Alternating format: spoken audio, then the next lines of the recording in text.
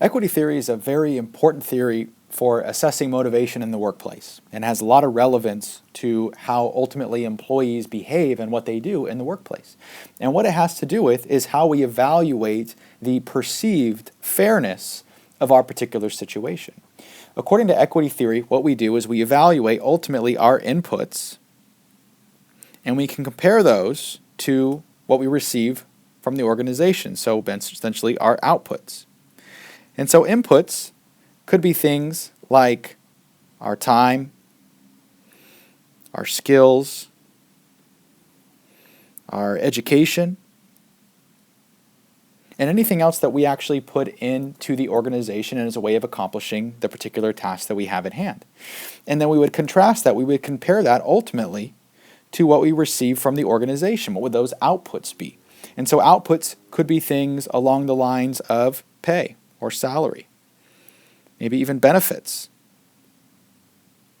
maybe the perceived prestige of what we receive, the recognition that we get on the job, and then countless other things. And what we do is we evaluate these things and we can compare ultimately what do I get from the organization, how does that compare to ultimately what I'm investing into the company.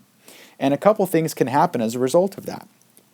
Optimally, you would have a situation in which the inputs would match the outputs. And what that means is that you believe you are fairly compensated based upon the work that you do. You feel like based upon the skills that you provide to the organization, you are rewarded, you are treated fairly, and you think that those are essentially in balance. There are no particular issues there. And so that's obviously the ideal situation that doesn't happen. What could happen is you end up in a situation to which you have a perceived imbalance.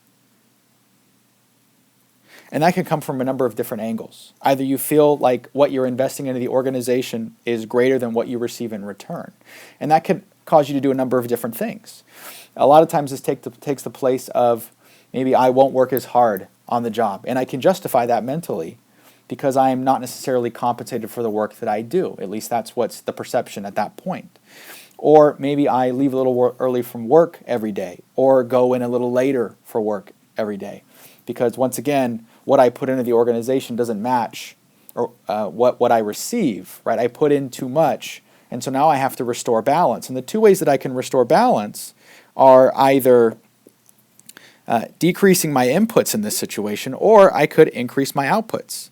So maybe I ask for more pay, or I ask for a better office location, maybe a corner office, much larger, or I receive some type of promotion. And then all of a sudden now I'm beginning to restore balance. Now if I can't affect that side of the equation, maybe I'll affect the input side. Maybe I will lower the energy I put into the job. Maybe I will lower the time that I spend on various tasks. Maybe I'll actually even quit at one point if I feel like there is just such a significant imbalance that it's impossible to actually restore. And so employers have to monitor this because there's a lot of underlying assumptions that go into why someone isn't performing a task. You have to look ultimately at the behavior and assess what is it about this particular individual that they're not putting forth the effort they once did. And we have to look ultimately at this relationship between inputs versus outputs because we try to restore balance, we make all attempts to do so.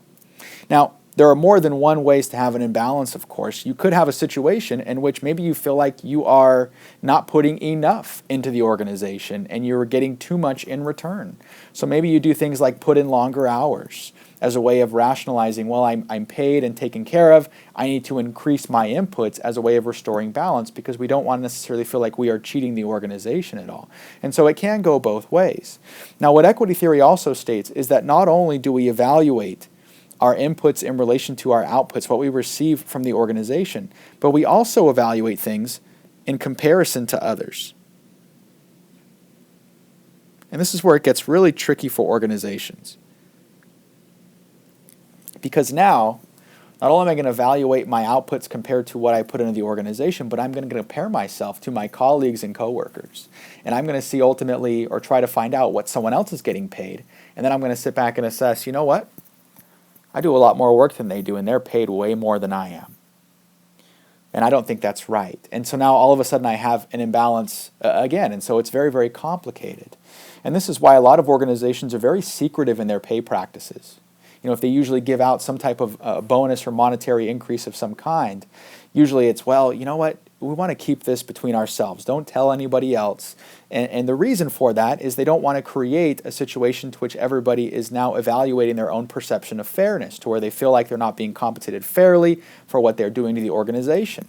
And so obviously if that's the case, they'll try to increase their outputs, increase their pay, benefits, prestige, status, or they may eventually decrease their inputs. They may lower the amount of time that they work in the organization and all those different things as a way of restoring equity, essentially, to the actual relationship itself.